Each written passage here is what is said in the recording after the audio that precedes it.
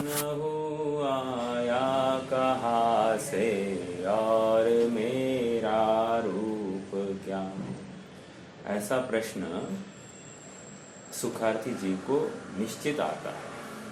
जिसको ये प्रश्न आता नहीं है, पहली परीक्षा में फेल, वो सुखार्थी नहीं है। फिर से, मैं कौन हूँ आया कहाँ से और मेरा रूप क्या। संबंध दुख मैं कौन है स्वीकृत करूँ परिहार क्या। और इन सब प्रश्नों का जवाब इस जीव को परमागम में मिल जाता है। आगम और परमागम दोनों एक, मतलब आगम और आगम के आधार पर परमागम, इसमें नियम से इसको मिलता है। जो तैयार है इस ज्ञान के समुद्र में कूदने के लिए, वही इतना उद्यम करेगा। जिसको दिन रात गधा मजूरी करनी है, अर्थात पौद्गलिक शरीर, पौद्गलिक जितने परिकर है, इनकी ही सेवा चाकरी करनी है, उसके लिए ये कोई वैल्यू नहीं रखती है ये बातें। लेकिन जिसको सच्ची खबर करनी है, जिसको सत्य की खोज की तड़पन है, ऐसा जीव ही उद्यम करता है और अन्यों से कुछ अलग उसकी हालचाल दिखाई देने लगती है। जो सर्वलोक में जैसी हलचल है और इस जीव की हलचल थोड़ी सी अलग है। कैसे अलग है? सब मिलने जुलने में इसमें ही आनंद मानते हैं। कहो तो धर्म की कल्पना मात्र कुछ दान आदि में, या फिर नमस्कार आदि में, या चमत्कार आदि में, या तीर्थाटन करते हैं और उसमें कोई खबर नहीं है कि मैं कौन हूँ और मुझे क्या करना है। कहो तो तीर्थ स्थानों पर जाकर फोटोग्राफी करते बैठेगा। अर्थात ये घुमक्कड़ वृत्ति वाला जीव है। स्वयं भी विषयों का ही विषयांध है, ठीक से, स्वयं विषयांध है और विषयांधों के ही इर्द गिर्द में वो घिरा पड़ा है। तो इसलिए उसको सच्चा मार्गदर्शन करने वाला कोई नहीं है। कदाचित किसी का महापुण्य उदय हो जाए और उसको जिनवानी के ये 2 मीठे बोल उसके कानों पर पड़े, और यदि उसकी महापात्रता हो तो उसको इन बातों को सुनने का, समझने का एक भाव जागृत होता है। देखे तो सही क्या है, क्या कहते हैं, इस कुतूहलवश, जिज्ञासावश आगे बढ़ता है। और सुनो, मात्र बड़ा ही नहीं, ऊंची ऊंची ऊंचाइयों को उसने हासिल कर लिया है। अर्थात अपने ज्ञान और आनंद की एकदम विलास रूपी महल में वो आनंद कर रहा है। चलिए, 234वीं गाथा प्रकरण चल रहा है कि साहब हमारी दृष्टि कौन सी होनी चाहिए, हम सही है या गलत है, इसका मूल्यांकन कैसे करें। समझ में आ रहा है क्या? मैं सही ही हूं ये क्यों, और वो गलत है ऐसा क्यों, हर बार वो क्यों सही होता, मैं क्यों गलत होता हूं, ऐसा भी समझ। देखो, घर में ना हमेशा क्या होता है, एक वाद का तो वातावरण रहता ही है। घरों घरी मातीचा चुली। ऐसा नहीं कि अपने घर पर कोई अलग व्यवस्था है और दूसरों के घर पर अलग व्यवस्था, ऐसा नहीं है। हाँ, कदाचित घर में सभी विषय भोगी है तो कषाय के अवसर कम दिखाई देते हैं, तो तीव्र कषाय, लेकिन संघर्ष के वातावरण दिखाई नहीं देता है। तो लगता है दूर से हाँ हैप्पी फैमिली। अरे नहीं साहब, सबसे जितने विषय भोगी है सबसे ज्यादा दुखी है। ठीक है, आ जाइए जरा, यहाँ पर आ जाइए। मुझे तो क्या कहना है कि हर घर में वही प्रॉब्लम्स है, और प्रॉब्लम्स का समाधान कैसे है? एक जिनवानी जिनागम के आधार पर। अगर जिनागम की दृष्टि में सभी बैठने के लिए तैयार है, वो घर स्वर्ग है। यदि जिनागम की दृष्टि में बैठने के लिए कोई तैयार नहीं है, खींचा हुआ आ रहा है, खींचा हुआ आ रहा है, तो बहुत परेशान होता है, बहुत दुखी होता है और संकलेश से ही विह्वल होते रहता है। हाँ, कैसे कहे, लेकिन सत्य बात की स्वीकृति के बिना इस जीव को सुख नहीं है। 100% बात है, सत्यार्थ की स्वीकृति ही इस जीव को आकुलता घटाने के लिए कार्यकारी है। हाँ, जग में न हमारा कोई था, हम भी न रहे जग के साथी। ये हम है ही नहीं हमारा कोई इस जग में, और मैं भी इस जग का साथी नहीं बन सकता, साथ देने में समर्थ नहीं हूं। हाँ, तो फिर अपने आप इन परिकरों से, इन रिश्तेदारों से, इन विषयों से अपनी बुद्धि हटने लगती है। इसको सहज दिखने लगता है कि कोई किसी को सुखी नहीं करने में समर्थ, कोई किसी को दुखी करने में समर्थ नहीं है। बस जो कोई सुख और दुख की सो कॉल्ड कल्पनाएं है, वो सब मेरी काल्पनिक कल्पनाएं है। ऐसा निर्णय करता हुआ वो अपने ज्ञान में अपना एकत्व ढूंढने की कोशिश करता है, और ज्ञान में अपना एकत्व देखना ही ज्ञान निष्ठता है। आज तक मैं बच्चे का मन संभालू, पत्नी का मन संभालू, माता का मन संभालू, ये क्या था? ये कमजोरी की दशा थी, और इस कमजोरी की दशा में बरबस इसको हर किसी का मन रखने का भाव आता था, और कहो तो उनके गलत कार्यों में भी अनुमोदना कर बैठता था। लेकिन अब वो इतना दृढ़ हो गया है, इतना संकल्पग्राही हो गया है कि अब इसको कोई डिगा नहीं सकता।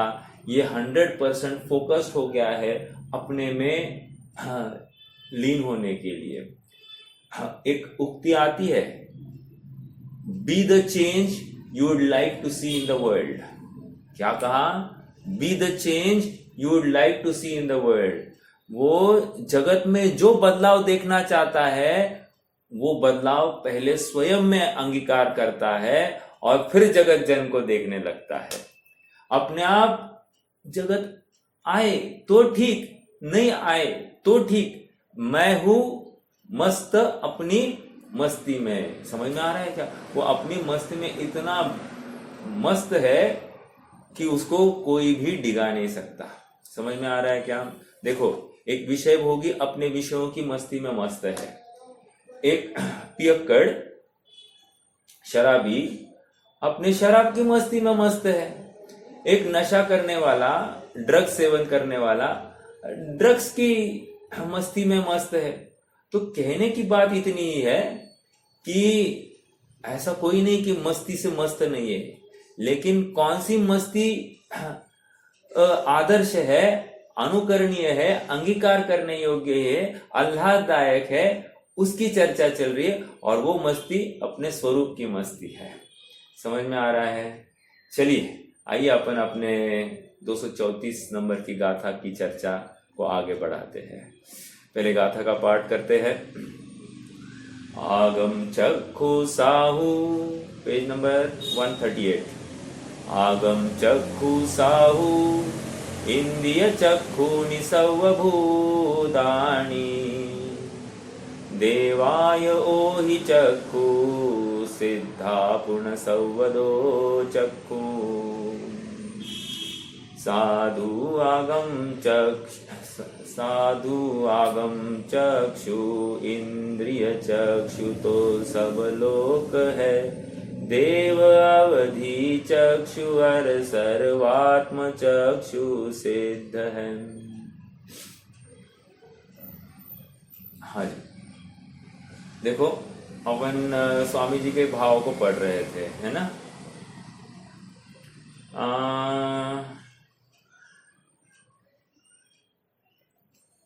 139 का लास्ट पैराग्राफ था क्या?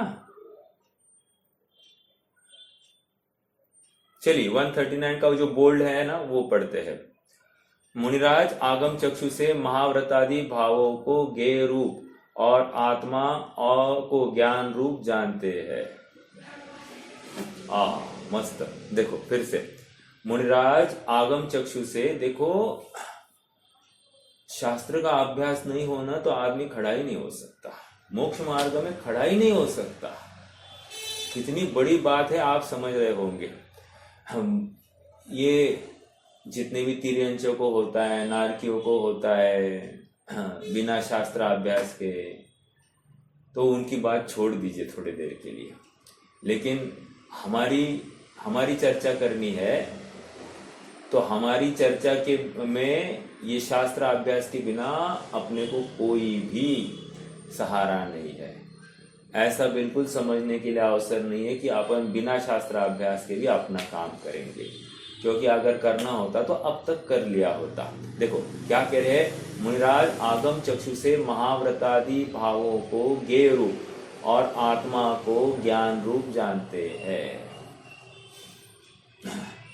महाव्रतादि भाव, महाव्रतादि क्रिया नहीं कह रहे हैं, मतलब महाव्रत करने के, अवलंबन करने के भाव। महाव्रत के भाव मतलब क्या, जीव के अपने भाव है, उनको कैसे जान रहे हैं, ज्ञेय रूप जान रहे हैं। क्यों साहब ज्ञेय रूप क्यों जान रहे हैं, कोई जवाब देगा।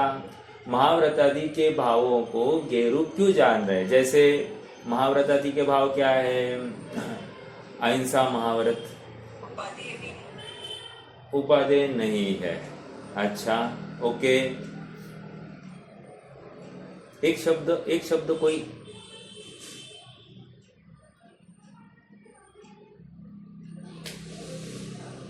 सत्य महाव्रत, अचौर्य महाव्रत, बोलिए। वो भी पर है, बात सही है, पर है। बंधन का कारण है, मतलब क्या, शुभ भाव। समझ में आ रहा है क्या, शुभ भाव है। और शुभ भाव मेरा सच्चा स्वभाव नहीं है, वो तो बरबस पर को देखकर, जैसे हितेश भाई कह रहे, पर है, वो पर को देखकर हुआ भाव है, अपने में नहीं रह पाया तो फिर पर का अवलंबन लेना पड़ा। समझ में आ रहा है। जैसे किसी को चलना है, अपने पैरों के बल नहीं चल पा रहा है तो क्या करता है, वॉकर लेगा या और कुछ अन्य साधनों का अवलंबन लेगा, राइट। तो ये क्या है, स्वाधीनता तो अपने पैरों पर चलने में है, लेकिन नहीं चल सकता है पैरों पर तो लकड़ी लेकर या वॉकर लेकर चले। समझ में आ रहा है क्या, प्रयोजन की सिद्धि करे। तो यहां पर क्या था कि रुकना तो मना था, तो फिर चलते रहने के लिए ये शुभ भाव का अवलंबन लेता है, बट ये शुभ भाव ज्ञेय रूप से देखते हैं। ज्ञेय रूप मतलब क्या, हो रहे हैं, ये होते हुए शुभ भाव को जान रहे हैं। समझ में आ रहा है। और आश्चर्य की बात, अशुभ भाव तो होते ही नहीं है, उसको जानने की बात ही नहीं है, शुभ भाव ही हो रहे हैं और उसको भी त्यागने की भावना है। समझ में आ रहा है क्या, क्यों, अपने शुद्धात्मा की धुन ऐसी लगी है, ऐसा वो हुनर चढ़ा है कि उनको अन्य कुछ भी सुहाता नहीं है। ओके, तो ये महाव्रतादि के भावों को ज्ञेय रूप और आत्मा को ज्ञान रूप जानते हैं। ये याद रखना, कल भी चर्चा हुई थी क्या, जो कुछ हो रहा है ना उस ज्ञान दर्पण पर ही हो रहा है। अभी ये महाव्रतादि के भाव को ज्ञेय रूप कहा, सचमुच ये ज्ञान रूप ही है कि नहीं है, लेकिन ये अपना थोड़ी है, अर्थात आदरणीय नहीं है, इसलिए इसको ज्ञेय रूप कह दिया। ओके, चलिए, शरीर में राग हो, प्रश्न है क्या भैया? हाँ बोलिए। वैसे थोड़ा सा यहाँ पे अगर जानना ही है तो वो शुभ भाव है या अशुभ भाव है, कोई फर्क नहीं पड़ता जी। अच्छा, कहाँ पे फर्क आ रहा है? नहीं, देखिए थोड़ा सा इसमें ऐसा है, जब भी एक लॉजिक ले देता हूं, जब भी शुद्धोपयोग होगा ना, नियम से शुभोपयोग पूर्वक ही होगा। क्या कहा? जब भी शुद्धोपयोग होगा वो शुभोपयोग पूर्वक ही होगा, अशुभोपयोग पूर्वक नहीं ही होगा। समझ में आ रहा है क्या? क्यों? अशुभोपयोग पूरा पतन हो गया है और शुभोपयोग अल्प पतन है, और इस शुभोपयोग को किसी दायरे में धर्म भी कहा जा रहा है, अशुभ उपयोग को धर्म नहीं कहा जाता। आप पकड़ना इस बात को। जैसे हम उपवास कर रहे हैं, अभी उपवास की क्रिया किसकी थी? शरीर की थी। उपवास की क्रिया करने का भाव जीव में हुआ, वो शुभ भाव है, ठीक है।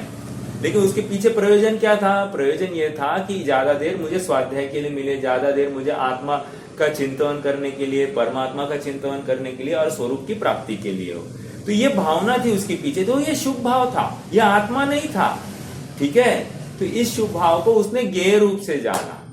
अब मान लो ये उपवास का भाव नहीं करता तो क्या करता?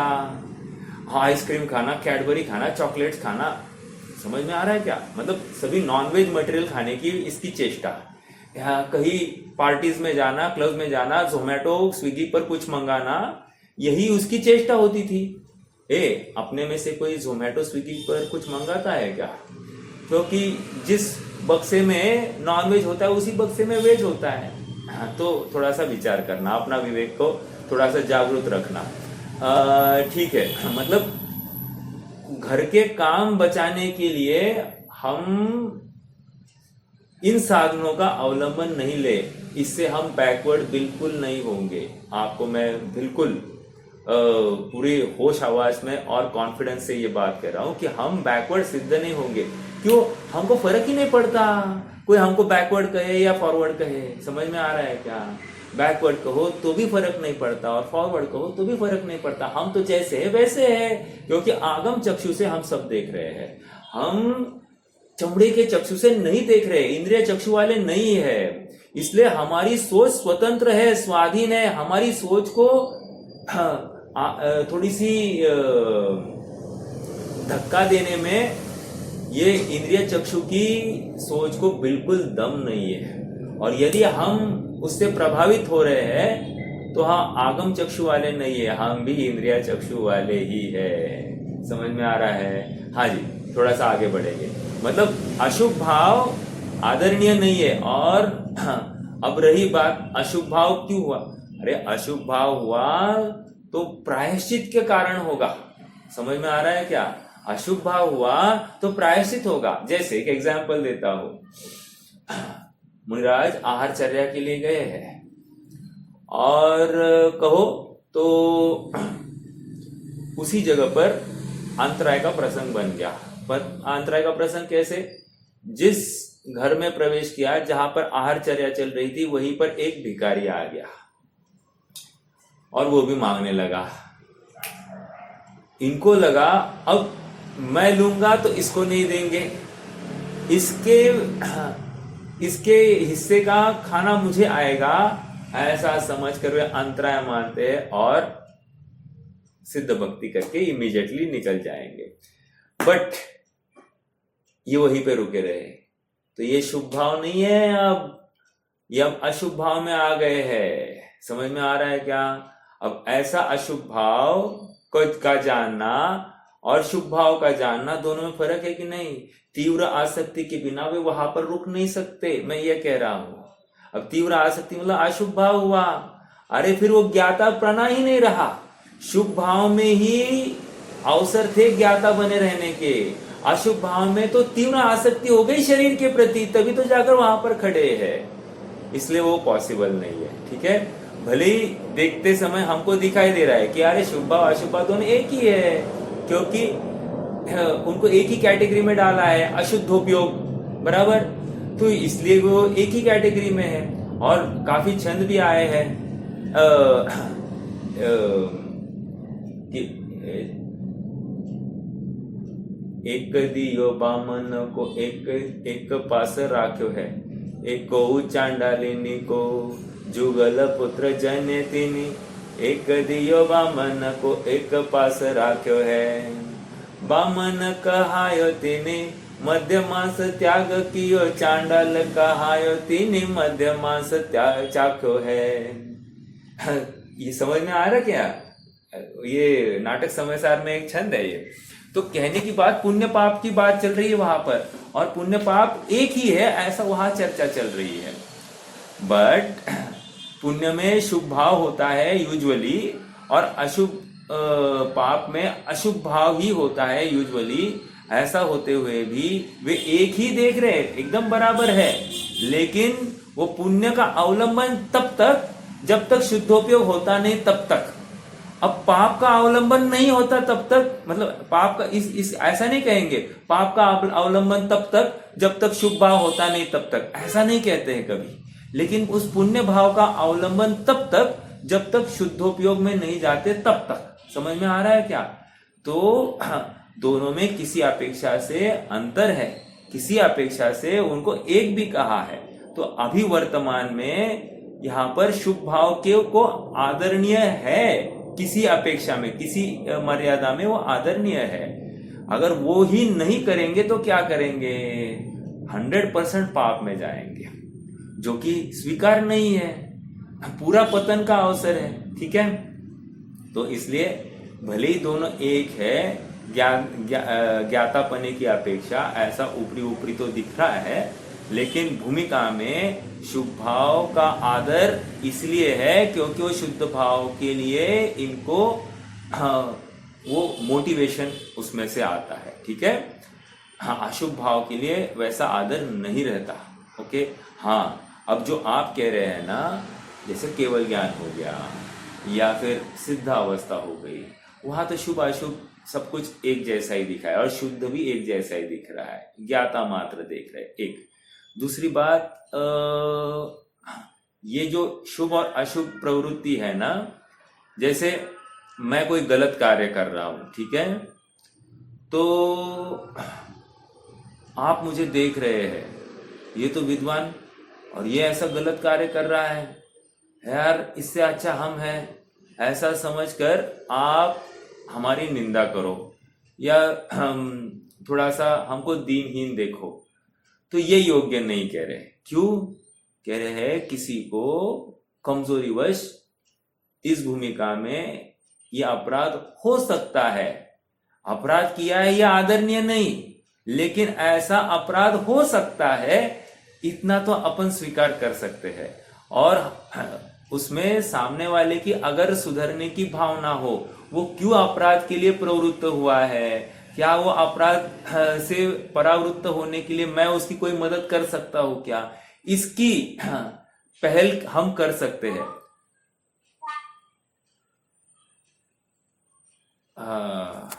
इसकी पहल हम कर सकते हैं, तो वो अलग वो पहलू आया। मतलब आप यदि मेरी शुभ अशुभ प्रवृत्ति को देखकर आपको ज्ञाता भाव हुआ, वेरी गुड, लेकिन अपनी शुभ अशुभ प्रवृत्ति में अशुभ प्रवृत्ति को तो 100% हे कहना है स्वयं की, और शुभ प्रवृत्ति को अवलंबन आदरणीय तब तक जब तक शुद्धोपयोग नहीं होता तब तक। समझ में आ रहा है? मैंने दो अपेक्षाएं खोली, एक थर्ड पर्सन को देखते समय में हमारी क्या दृष्टिकोण होना चाहिए, और स्वयं को देखते समय हमारा क्या दृष्टिकोण होना चाहिए। तो ये दोनों दृष्टिकोण इंपॉर्टेंट है, किसी को छोड़कर नहीं चलेगा, क्योंकि जब तक छद्मस्थ अवस्था है व्यवहार की प्रवृत्ति पाई जाएगी, और उस व्यवहार की प्रवृत्ति में हमारी एनालिसिस योग्य होनी चाहिए। अब ये भी आगम चक्षु है, आगम चक्षु से ही एनालिसिस कर रहे हैं, ये थोड़ी मेरी बुद्धि से कर रहे हैं। आगम की चक्षु ही ऐसा कह रहा है कि ये दूसरे के लिए ऐसा करना और स्वयं के लिए ऐसा करना। हाँ, बोलिए आगम के एनालिसिस ये कहाँ आपको सुनने में आई ऐसी? मतलब मैंने जो अभी जो डिकोड करके बताई, ऐसा आपने कहीं सुना है क्या? आगम चक्षु,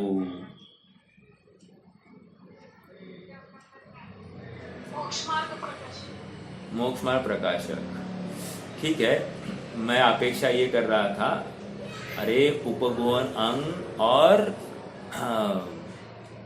उपगुहन और उपबृहन समझ में आ रहा है? अपनी गलतियों को खोलना और दूसरों की गलतियों को ढांकना, यही तो था कि नहीं था? समझ में आ रहा? ये दृष्टिकोण है, ये दृष्टिकोण है। तो ये दृष्टि, ये आगम ने हमको दी है ये दृष्टि। अब इसका व्यापक स्वरूप अपन खोलकर मैं आपके सामने रख रहा हूं। समझ में आ रहा है क्या? जो आपने प्रश्न रखा था, तो ये हमको एनालिसिस करते आनी चाहिए। ऐसे शास्त्र अभ्यास से इतनी गहराई में हमने गोते खाए तो हमको उसमें से कोई रियलाइजेशन, कोई एक फूड ऑफ थॉट, एक अच्छी सोच, अच्छा दृष्टिकोण इसमें से प्राप्त होता है। ठीक है, चलिए। हाँ हाँ, बोलिए बोलिए। जैसे सिद्ध भगवान छोड़ के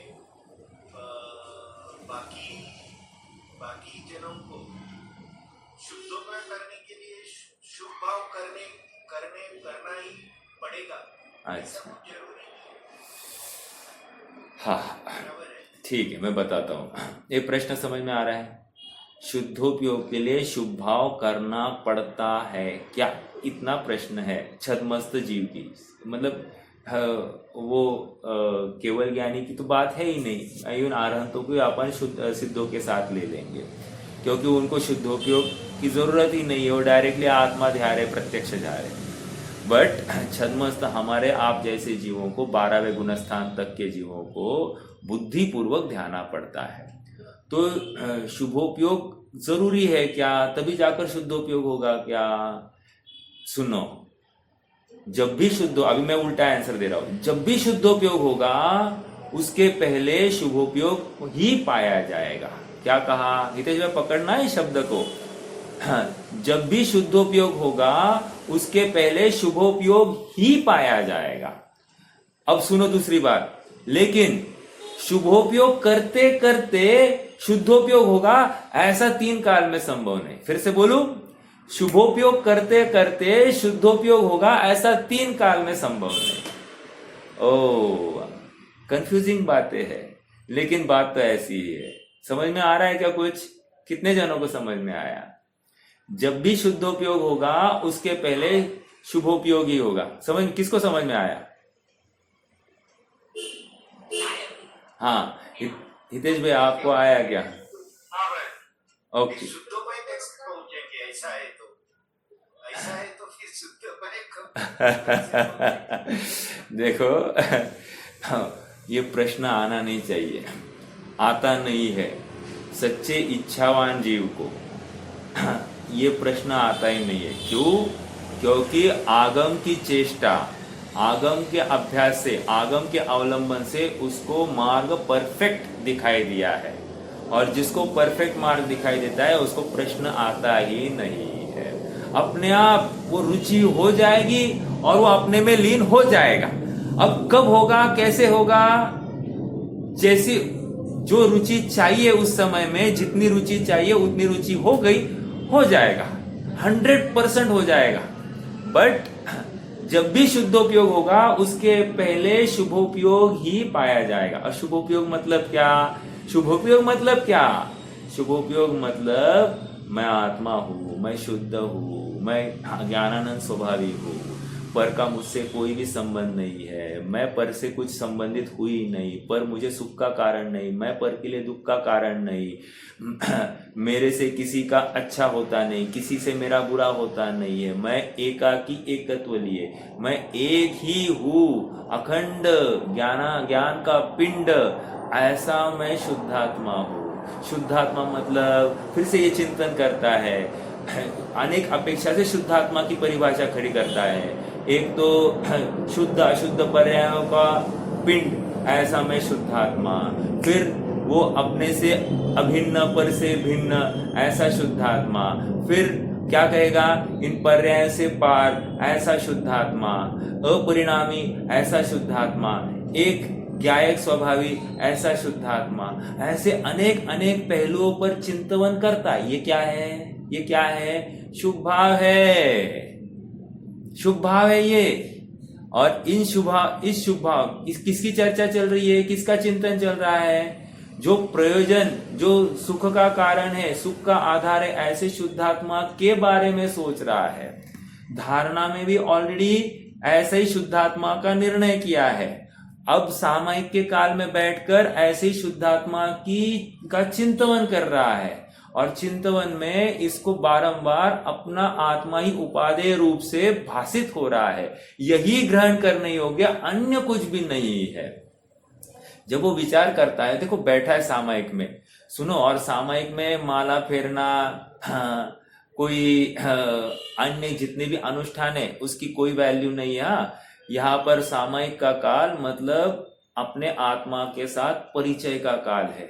इसमें अन्य कोई भी क्रिया अलाउड नहीं है। सामायिक के काल में ये जीव जगत के लिए मर चुका है।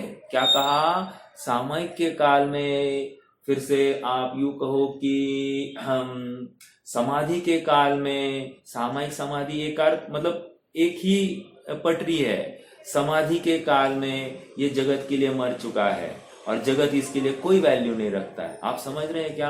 अब सुनो, सामायिक के काल में कदाचित सामने बच्चे का कुछ हो रहा है, उठेगा नहीं। समझ में आ रहा है क्या? अरे इमीडिएटली उठ गया, ऐसा नहीं होगा। और घर को आग लगी, उठेगा नहीं। सामायिक की ये ताकत है। तो इतनी ताकत आने तक अपने निरंतर चिंतन धारा इस लेवल की होने तक कितनी वैल्यू आनी चाहिए। मतलब आत्मा की रुचि हुए बिना ये काम हो सकता है क्या? नहीं हो सकता। अर्थात विकल्पों के स्तर पर इतनी आत्मा की अहमियत भाषित तो हो, उसके बाद में फिर अपने आप कार्य हो जाएंगे। आज क्या है, हम कल्पना में ही या हमारे प्री कंसीव नोशन में ही आत्मा एक आत्मा का हैप्पीनेस का एक स्तर हमने नक्की किया है, और उस स्तर को अचीव करने की हम चेष्टा कर रहे हैं। या फिर इम्पॉसिबल जैसा हमको लग रहा है तो हम प्राप्त ही नहीं कर सकते, ऐसा हमको लग रहा है। बट ऐसा नहीं है। तीव्र रुचि, तीव्र धगश के बल पर कोई भी कार्य असंभव है, ऐसा नहीं है। अगर सच्ची रुचि है, सच्चा पुरुषार्थ है, सच्ची धगश है, आत्मा हमेशा अवेलेबल है। इसलिए तो कहा है, हाँ, अरे आबाल सभी गोपाल, सुलभ सबको चिन्मय अभिराम। क्या कहा? अरे आबाल सभी गोपाल, सुलभ सबको चिन्मय अभिराम। किंतु पर सत्ता में प्रतिबद्ध, कीर मरकट सी गहल अनंत।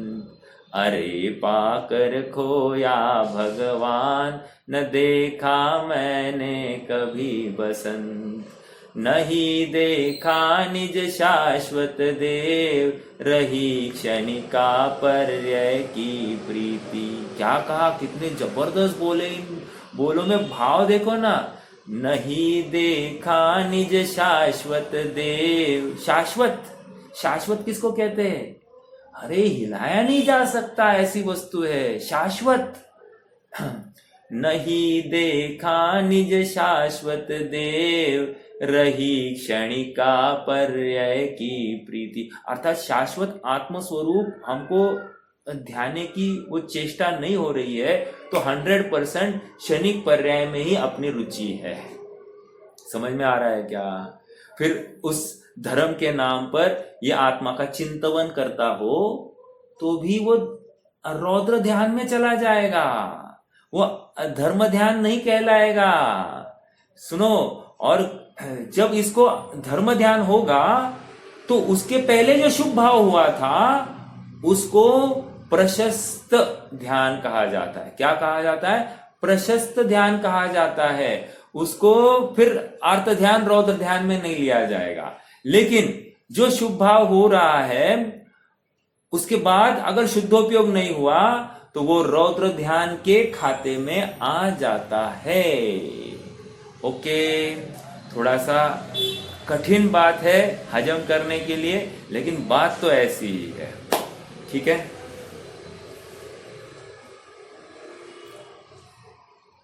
करत करत अभ्यास के जड़मती होए सुजान, रसरी आवत जात है सिल पर पड़े निशान। प्रश्न है आपसे, मान लो एक रस्सी है, रस्सी को तोड़ने के लिए 5 घाव मारने पड़े, पहले घाव में नहीं टूटी तो क्या करना साहब, दूसरा घाव मारना कि नहीं मारना? जिसको रस्सी का टुकड़ा करना ही है वो घाव मारता जाएगा। फिर दूसरा घाव मारा, टुकड़ा नहीं हुआ, फिर तीसरा घाव मारा, टुकड़ा नहीं हुआ, फिर चौथा घाव मारा, टुकड़ा नहीं हुआ। इसको विश्वास है कि रस्सी का टुकड़ा पड़ेगा तो इसी विधि से पड़ेगा। उसी प्रकार आश्रव और ज्ञान भिन्न होंगे तो इसी विधि से होंगे, ऐसा विश्वास जिसको है वही आगे बढ़ेगा। समझ में आ रहा है क्या? निरंतर भेद विज्ञान का वो प्रहार करेगा ही करेगा, निरंतर भेद विज्ञान का प्रहार होगा ही होगा, निरंतर भेद विज्ञान का प्रहार होगा ही होगा। और देखो एक दिन भेद विज्ञान होगा ही होगा, अर्थात परमार्थ भेद विज्ञान की बात। एक विकल्पात्मक भेद विज्ञान है और एक परमार्थ भेद विज्ञान है, अर्थात स्व में अपनत्व हो गया, अपने आप पर से परत्व हो गया। ये क्या हो गया? ये परमार्थ भेद विज्ञान है। और जब तक ऐसा परमार्थ भेद विज्ञान नहीं होता, अपनी बुद्धि में ये पर है, ये स्व है, ऐसा डिसइंटीग्रेशन करते रहे, अर्थात डिवीजन करता रहता है। अर्थात फिर जो स्व है ये अपनत्व करने योग्य है, ऐसी विकल्पात्मक भाव करते रहता है। समझ में आ रहा है क्या? बार बार उसको धारणा में लाता है, ये ऐसा ही अभीष्ट है, ऐसा ही ध्यान योग्य है, ऐसा निर्णय करता है। एंड ये करते करते एक दिन नियम से उसको परमार्थ भेद ज्ञान होता ही है। इसमें शंका लाने का कोई अवसर नहीं है। जिसको रुचि है वो बराबर करेगा। समझ में आ रहा है क्या? देखो ना भैया, अपने को आत्मा प्राप्त करना कितना डिफिकल्ट लगता है, और लोग को और बाकी जगत के जो सभी कार्य अशक्य है उनको मैं कर सकता हूँ, ऐसी कॉन्फिडेंस की लेवल देखो ना। समझ में आ रहा है क्या? जैसे एवरेस्ट पर चढ़ना है, आसान बात है। अभी कल परसों ना मेरे एक मित्र ने एक रॉक क्लाइंबिंग का फोटो, उसने वीडियो शेयर किया। कोई रॉक देखा मैंने, ऐसा एकदम 90 डिग्रीज पर है और उसके ऊपर ऐसा एकदम मरते मरते जैसी जान बचाते ऊपर चढ़ रहे, ऐसे वो उस रॉक पर चढ़ रहे हैं। मतलब अपनी जान जोखिम में डालकर क्या हासिल करना चाहते हैं और उसमें आनंद मानता है, उससे अपना आत्मा इजीली अवेलेबल है। इतने साहसी खेल खेलता है, उसमें उसको कोई आश्चर्य नहीं लगता, उसको कोई हिम्मत नहीं हारता। और यहाँ आत्मा स्वयं प्राप्त उपलब्ध वस्तु है और इसमें वो शंका करता है, अरे पॉसिबल है कि नहीं, हो सकता है कि नहीं, हो सकता है कि नहीं। मतलब बाकी सब चीजों में उसको कोई शंका नहीं है, पर द्रव्यों में, प्रवृत्ति में। और निज द्रव्य जो स्वयं का अपनी वस्तु है उसमें प्रवृत्ति की इसको शंका है, क्योंकि अनादि का संस्कार ही ऐसा है। अनादि से मोहवश ये बराबर शरीर में अपनत्व बुद्धि या स्वामित्व बुद्धि करते हुए अपने में परत्व बुद्धि स्थापित कर रहा है। अब ये ट्रेंड चेंज होगा। अब शरीर में परत्व बुद्धि और स्व में अपनत्व बुद्धि, ऐसा दृढ़ संकल्प जो करता है वही आगे बढ़ता है। और मुझे शुद्धात्मा की प्राप्ति एट एनी कॉस्ट करनी है, क्योंकि इस पंचम काल में भी शुद्धात्मा के ज्ञाता जीव है और मैं भी उसमें से एक हूं। ऐसा हमको स्वयं को उत्साह से विश्वास देना ही है। समझ में आ रहा है क्या? हाँ, शंका नहीं करना कभी भी। अगर हम जिनवानी पढ़ने वाले अगर शंका करने लग गए तो बाकी तो एकदम सीना ठोक कर दावे कर रहे हम शुद्धात्मा के दारी है, जहां तो उनको कुछ खबर भी नहीं है और वे दावे कर रहे हैं। और हमको सच्चा मार्ग दिखाई दे रहा है, दिखाया जा रहा है, और हम शंका खड़ी कर रहे हैं, इज इट पॉसिबल? ऐसा ही है, इसी प्रकार से है। कहा लाई ये बात, ऐसा ही है, इसी प्रकार है, अन्य नहीं है, अन्य प्रकार से नहीं है। बोलिए यस। इत्यकंपाय सांभोवत सन्मार्गे संशयारुचि। देखो असंशय है वहां पर और पूरा रुचि पूर्वक है आगे। समझ में आ रहा है क्या? क्या है वो छंद बहन जी? फिर से बोलिए निशंकित का। नित्यकम्पाय सम्भोगात् सन्मार्गे संशयः रुचि। आपने सेकंड लाइन बोली, ये तो मैं नहीं बोला था, पहली लाइन बोलो। हाँ, कर्म परवश शांति। नहीं नहीं नहीं नहीं नहीं, हाँ वो दूसरा बोला नीता भाभी ने। चलो ठीक है, मुझे तो जितना कहना था कि चलो ऐसी इसको शंका ही नहीं है कि इस मार्ग पर चलने पर मुझे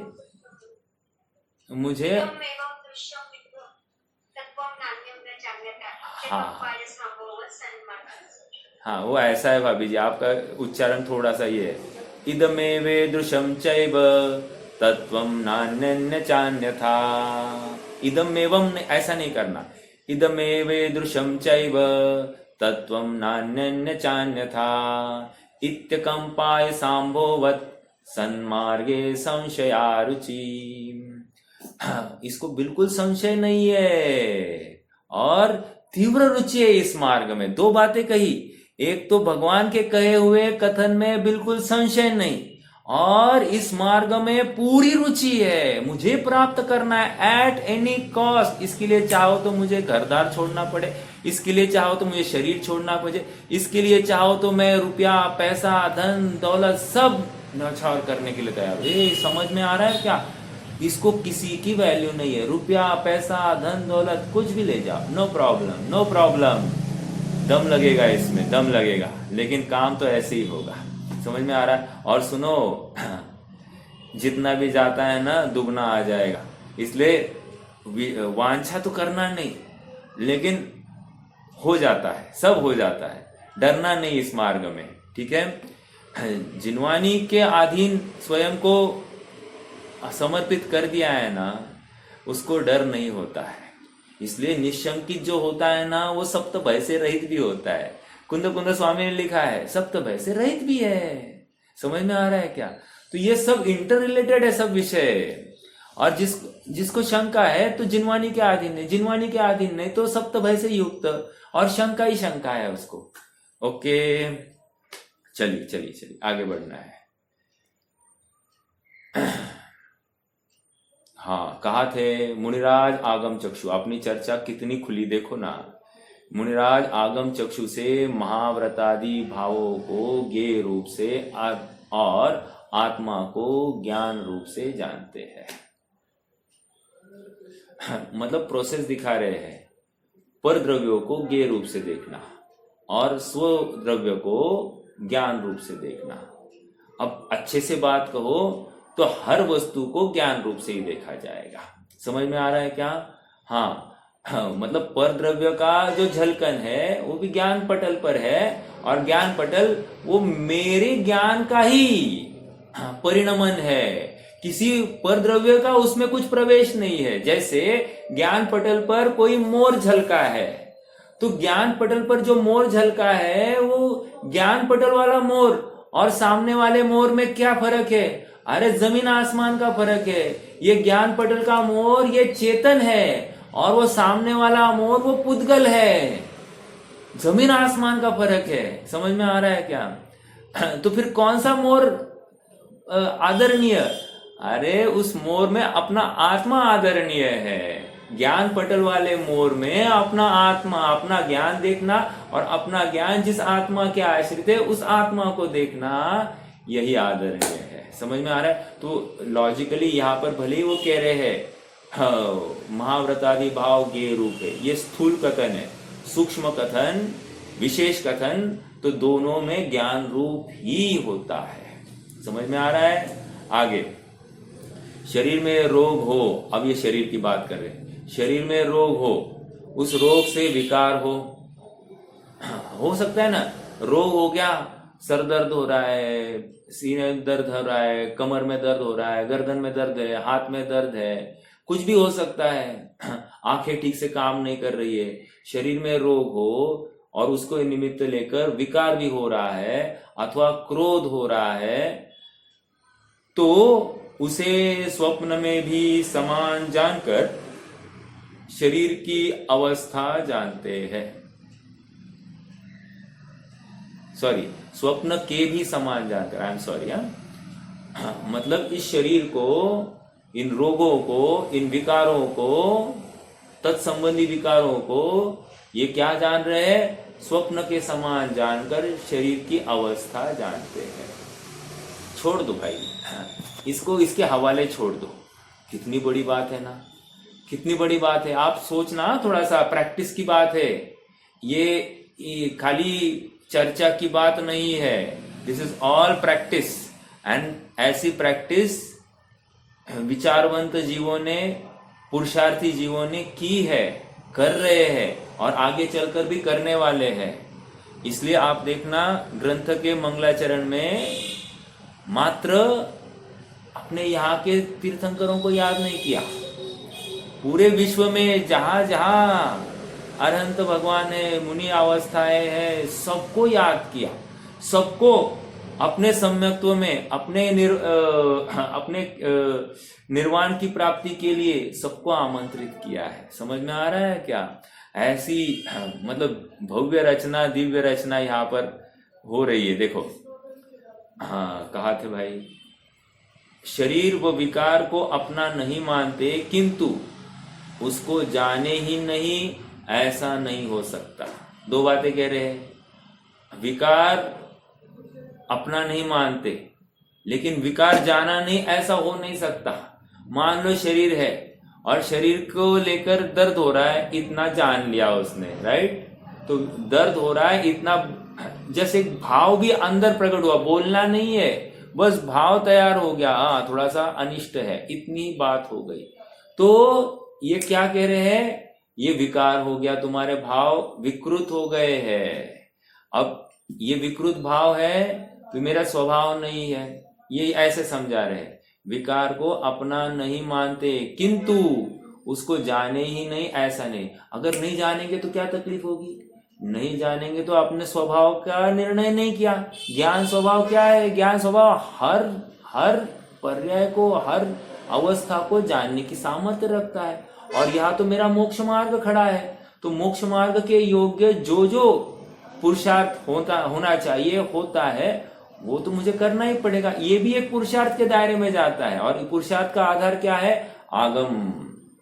आगम में देखकर ही मैं हर चीज का निर्णय करता हूँ, मूल्यांकन करता हूँ। अपने सब परिणाम का मूल्यांकन मैं कहाँ से कर रहा हूँ? आगम में झांक कर रहा हूँ। देखो, और एक बात, हमको मोक्ष मार्ग में बढ़ने के लिए ना,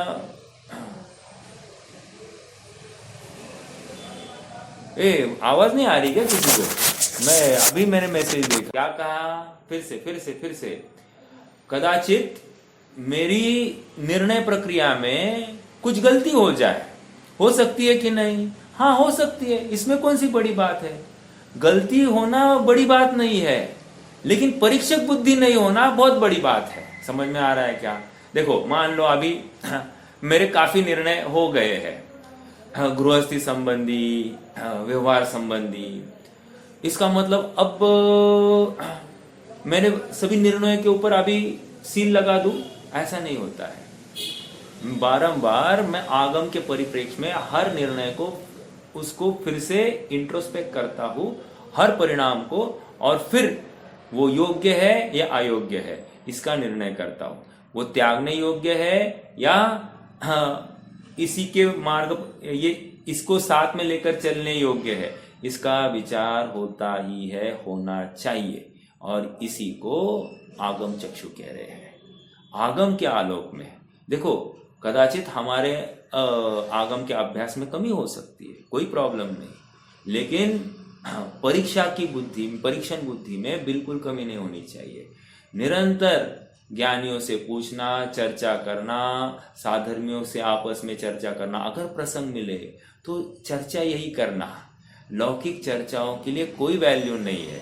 यदि साधर्मी मिले और लौकिक चर्चा चालू हो जाए तो समझना हम रुचिवंत नहीं है। ये मतलब ये परीक्षा के बिंदु है, क्योंकि सुखार्थी जीव ये सभी से पार हो गया है, लौकिक विषय प्रपंचों से ये पार हो गया है। इसने अच्छा किया, उसने बुरा किया, ऐसा नहीं करना चाहिए था, वैसा नहीं करना चाहिए था, फॉरगेट दिस। समझ में आया? देखो, एक वृंदावन दास जी कवि हुए। वृंदावन दास जी को किसी ने आकर कहा कि साहब वो कल आपको गाली दे रहा था, आपके बारे में बुरा कह रहा था। वृंदावन दास जी कह रहे, वो तो कल दे रहा था, तुम अभी गाली दे रहे हो। क्या कहा? तुम अभी गाली दे रहे हो। अरे साहब मैंने कहा गाली दी, मैंने उसके बारे में कहा। अरे वो कल की घटना हो गई, वो तो पुरानी घटना हो गई ना, तुम ताजा ताजा अभी आकर बता रहे हो ना, तो ये तुम्हारी ही गलती है, तुम गाली दे रहे हो अभी। और दूसरे की निंदा करने से मेरा क्या लाभ? मतलब दूसरे की निंदा के वचन सुनने से मुझे क्या लाभ है? कदाचित कोई मुझे बुरा भी कहता हो, मुझे इससे क्या फर्क पड़ता है? मैं आगम के आलोक में मैं बुरा नहीं हूं ना, मुझे इसका विचार करना है। तकलीफ इस जीव की ये है कि लोग वो एक कथन आते हैं ना, सबसे बड़ा रोग क्या कहेंगे लोग, अर्थात लोग क्या कहेंगे, लोग भयवश ये चाहे वो पाप करने के लिए तैयार होता है। और आत्म भय या संसार परिभ्रमण का भय इसको नहीं है, तो वो कोई यथार्थ पुरुषार्थ करने के लिए मतलब तत्पर नहीं रहता है। आइए थोड़ा पढ़ते, देखो। शरीर व विकार को अपना नहीं मानते, किंतु उसको जाने ही नहीं ऐसा नहीं हो सकता, क्योंकि ज्ञान स्वपर प्रकाशक स्वभावी है। ये आंसर आ गया है यहाँ पर, स्वपर प्रकाशक स्वभावी मतलब क्या? ज्ञान का विकार को जानना, अविकारी अवस्था को जानना, स्व को जानना, पर को जानना, ये स्वभाव है। पर जानने में आया तो ये जानने में नहीं आया ऐसा नहीं, मैं नहीं जान सकता ऐसा नहीं, डरना नहीं, बिल्कुल। देखो सामयिक के काल में बैठा है जीव, और 99.999% टाइम्स इसको सब पर ही दिखाई देता है।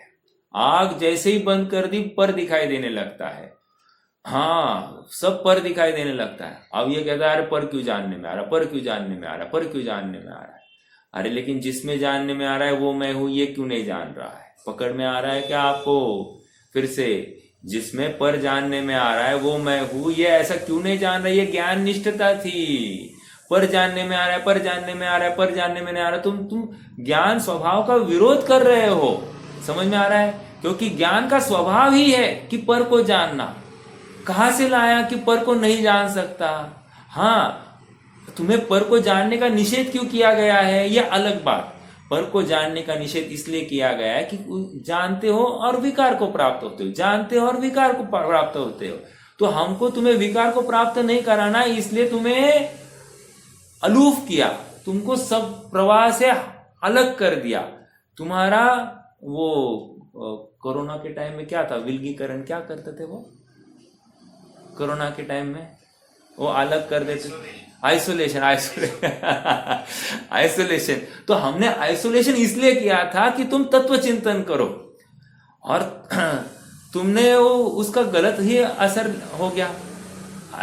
पर को जानना क्या होता था, तुम पर को जानते थे तो उनको उससे संक्रमित हो जाते थे, तो इसलिए तुमको आइसोलेट किया तो तुम अब अपने बारे में ही सोचोगे। लेकिन तकलीफ ये है कि तुम आइसोलेशन में भी पर के बारे में, पर जानने में नहीं आए ऐसा सोचने लगे। तो पर जानने में आएगा, क्योंकि पर है, जो है उसको जानना नहीं, ऐसा कैसे? फिर इस न्याय से अनंत भगवान, सिद्ध भगवान, तो उनको 3 लोक 3 काल जानने में आ रहा है। सब 3 लोक 3 काल जानने में आ रहा है, ये समझ में आ रहा है कि इसकी वैल्यू क्या है। सबसे गंदी से गंदी बातें उनके ज्ञान में झलक रही है। जिसको हम गंदे से गंदा कह रहे हैं ना, आप गंदे से गंदी चीज इमेजिन कीजिए, ऐसी गंदी से गंदी चीज उनके ज्ञान में जानने में आ रही है। हाँ, फिर भी उनको प्रभाव नहीं होता है, अप्रभावित रहते हैं। क्यों हो रहे हैं? क्योंकि स्वभाव ऐसा है, अप्रभावित होता ही नहीं, पर का अपने में प्रवेश ही नहीं। तो गंदी सी गंदी चीज, बुरी से बुरी चीज जानने में आई, उसकी पचाने की सामर्थ्य मेरे स्वभाव में है, क्योंकि ऐसा मेरा स्वभाव ही है। वो पर से अप्रभावित रहता है। तो ज्ञान में पर को नहीं जानना ये गलत है। जैसे देखो, एक बूचड़ खाना है, बूचड़ खाने की तरफ से जाएंगे ना, थोड़ी दुर्गंध भी आती है। या एक टॉयलेट के पास से जा रहे हैं ना, नाक बंद, आंख बंद, जल्दी जल्दी जाएगा, होता है कि नहीं ऐसा? तो तुमने जानने से विरोध किया, गलत। समझ में आ रहा है क्या? आप पकड़ रहे मेरी बात को? सहजता का नाम चल रहा है। सहजता कैसे? स्व पर प्रकाशक स्वभाव, तो जानना पड़ेगा। ये भी है मेरे ज्ञान का गेय बना, ज्ञान का गेय बनकर मैंने इसमें मेरा ज्ञान देखा, इससे मुझे गेय नहीं दिखाई दे रहा है। देखो, जहां पर ज्ञान दिखाई देता है ना, फिर गेय ओझल हो जाता है, और जहां पर गेय दिखाई देता है ना, वहां पर मेरा ज्ञान ओझल हो जाता है। अब करना क्या? मुझे ज्ञान को ऊर्ध्व करना है, तो गेय अपने आप ओझल हो जाएगा।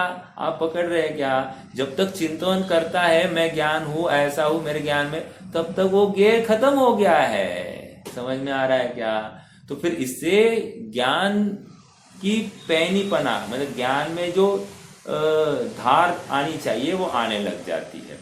आगे देखो, ज्ञान अपने स्व, एक मिनट, ज्ञान अपने स्व सामर्थ्य से स्व पर की पहचान करके ही मोह का नाश करता है। Point to be noted. ज्ञान अपने स्व सामर्थ्य से स्व पर की पहचान करके ही मोह का नाश करता है। सुनो, किसी दूसरे के उपकार से, किसी दूसरे के वरदान से मेरा कुछ भी ठीक होगा नहीं। मान लो कोई महाराज के पास गया और महाराज ने मुझे वरदान दिया, मेरे आशीर्वाद दिया, अरे भगवान स्वयं आकर मुझे आशीर्वाद दे दे, तो काम होगा मेरा? नहीं होगा कह रहे, क्योंकि निज वज्र पौरुष से प्रभो अंतर कलुष सब हर लिए। निज वज्र पौरुष से, निज आत्मा के अवलंबन से ही, स्व पर भेद विज्ञान के बल पर ही मेरा काम होने वाला है, अन्य किसी से नहीं। किसी ने मुझे आशीर्वाद दिया, किसी ने मुझे शाप दिया, अभिशाप दिया, इसलिए मेरा काम नहीं होगा, ऐसा नहीं। देखो, एक कबीर संत हुए ना, कबीर कहाँ जन्मे थे मालूम है आपको? कबीर, किसी ने पढ़ा है उनके बारे में? नहीं। कबीर है ना, जन्मे थे काशी में, ठीक है, काशी में जन्मे थे, और मरण का हुआ मगहर नाम का गांव है, मगहर नाम का गांव। तो किसी ने उनको आकर कहा क्या कि साहब, कबीर में जो जो मरता है, जीवन जीता है और वो नियम से मुक्त हो जाता है। क्या कहा? काशी में जो जो जीता है वो मुक्त हो जाता है, और मगहर में एक गांव का नाम कहा मगहर, वहां पर जो जो जीता है और मर जाता है वो नरक जाता है। तो कबीर ने क्या किया होगा? कबीर बची हुई पूरी उम्र वो मगहर में गए। क्यों? क्योंकि स्थान से कुछ फर्क नहीं पड़ता, स्थान अभिशाप रूप में होता ही नहीं है। अरे मेरी विकृत स्वभाव अभिशाप है, मेरी अल्प बुद्धि वो अभिशाप है, मेरी अल्प सोच वो अभिशाप है, संकुचित संकीर्ण सोच वो अभिशाप है, व्यापक सोच नहीं कर पा रहा हूं, सच्चा विचार नहीं कर पा रहा हूं, मेरी सामर्थ्य का विश्वास मुझे नहीं हो रहा है, ये संकीर्ण संकुचित सोच है, और इसके बल पर मुझे स्वभाव की प्राप्ति नहीं होगी। समझ में आ रहा है? जिसको विश्वास है मैं कहीं भी रहूं शुद्ध आत्मा को ध्यान कर रहूंगा, उसको कौन सी जगह बाधक या साधक नहीं होती है, हर जगह पर वो अपना काम करते रहते हैं। क्यों? उसका आधार शुद्ध आत्मा है। आप पकड़ रहे हैं क्या? तो ये बात है, जगह किसी का अभिशाप अपने लिए कोई मायने नहीं रखता। मुनिराज सतत, समय तो हो गया है, मुनिराज सतत दया दान आदि विकल्पों को छोड़कर ज्ञान निष्ठ अर्थात ज्ञान दर्शन चारित्र की एकता रूप ही रहते हैं। अतः मुमुक्षुओं को आगम चक्षु का आश्रय लेना चाहिए। देखो, मुनिराजों की बात करी, दिखाया केवल ज्ञान को, केवल ज्ञान को दिखाकर कौन कौन इम्प्लीमेंटेशन कर रहा है? तो मुनि अवस्था वाले जीव कर रहे हैं, और अगर वो कर रहे हैं तो तुम्हें भी यही करना चाहिए। इसका मतलब अगर हमको भी आगे बढ़ना है मोक्ष मार्ग में, तो हमको भी आगम चक्षु का ही अवलंबन लेना होगा। आप पकड़ रहे क्या? ठीक है, चलो रुक जाते हैं। कोई प्रश्न है तो कर सकते हैं।